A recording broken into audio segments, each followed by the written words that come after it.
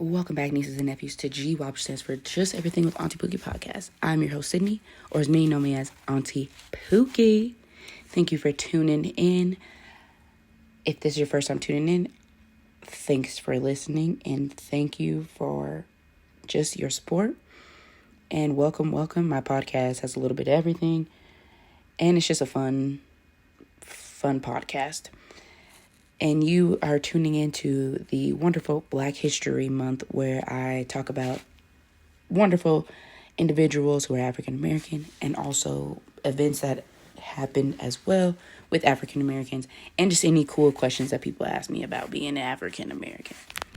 Now, in today's episode, we're talking about the most phenomenal individual who has changed and is still changing lives, even in his passing. Mr. Chadwick Boseman himself, the Black Panther, Wakanda forever. Now, before I get into all of his background, he's just phenomenal. He literally changed so many young Black boys' confidence and motivation, and he just represented somebody who's really dope in the fact that he moved in silence, even though he was suffering from his cancer. Let me tell y'all something, it's just crazy, and it's just really amazing how hard he worked, even though he was going through what he was going through. And reading just about him, I was like, dang, I be complaining about stuff that are so minuscule, and we all do it, we're human. But it's just like, he did so much, and he was still suffering at the end of the day. So let's dig into it. He was an American actor known for his wonderful roles. He did Jackie Robinson, James Brown, of course, Black Panther. He really killed it. He also was on a TV show called Lincoln Heights, which I think I've heard of it, but I have not seen it. He's even a writer and a director, which is really dope. He was born in 1976 in South Carolina. Shout out to my family in South Carolina. And he went on to attend Howard University, which one of my sisters from another mister went to. Woo. She loved that school. Amazing. And she's amazing. Shout out to Wit. He graduated with a bachelor's in fine arts and directing, and he gave a commencement speech at Howard and received an honorable degree, a doctorate of humane letters. He attended the British American Drama Academy in Oxford, England. That's where my family's from. Well, England is where my family's from. So dope. He performed in so many productions, including Breathe, Romeo and Juliet, Bootleg Blues, Zoom In, and Willie's Cut and Shine. He won a big award for his role as a teen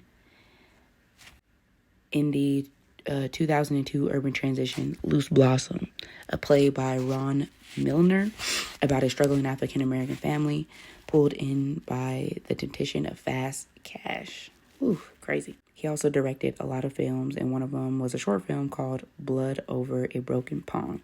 He starred in TV shows, CSI New York, a soap opera, All of My Children. Additionally, he won one of the performances for the award-winning audio version of the 2005 novel Upstate. He had a reoccurring role as Nathaniel Ray on the ABC family drama The Lincoln Heights, which focused on a suburban family who relocates to an urban community. And it ran for 4 seasons.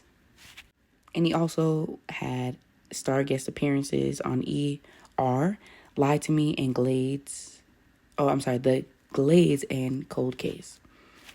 I mean, he was in so many movies and shows, which was really cool.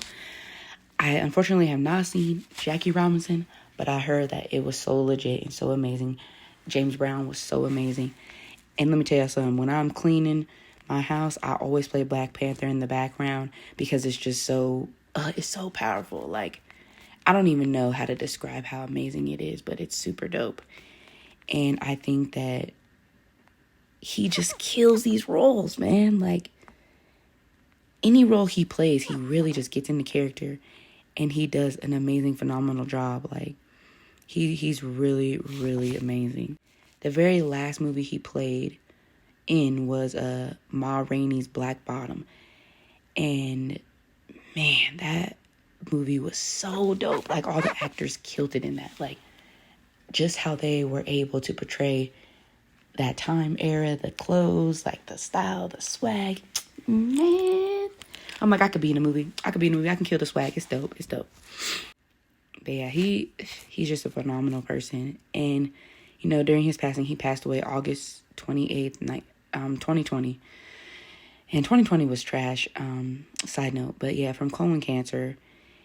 And he was diagnosed with stage 3 colon cancer in 2016 and battled with it for 4 years, and it just progressed.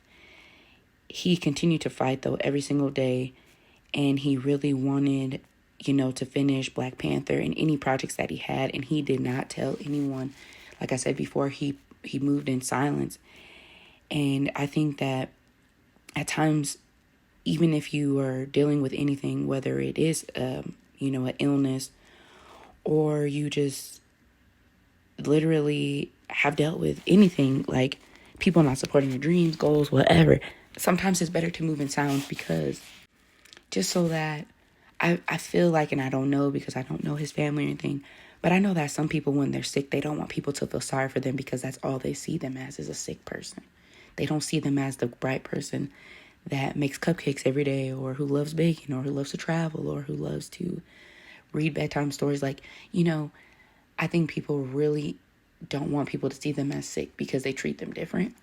So I think that maybe that's why he decided to move in silence and only tell his close family. And, they made sure to keep the whole sickness a secret. And I think that is really, really empowering, and it's tough. And it's just a blessing that he had people around him to be there for him and to protect his secrets, because people love telling your business. And he was able to have a village that didn't tell his business. He also, married his girlfriend in secret as well before his death. And they got married a year before he passed in 2019. So I think that he probably just got everything set up so that she can be taken care of as well, and his family and whatnot. So he truly is a gem, and shout out to his family. And I am glad that I got the opportunity to be able to enjoy the movies and to see his work of art, and also just everybody that spoke highly of him when he passed. It was almost like, we felt like part of the family, and all of the change that he made in all these people's lives. Like, he's pretty dope. So shout out to his family. I continue to pray for anyone's healing who is dealing with someone they lost. And thank you so much for him being in the world and us allowing to experience him and all that he's done for these young little Black boys and just Black people in general. Thank you for tuning in. Have a great day. And happy Black History Month.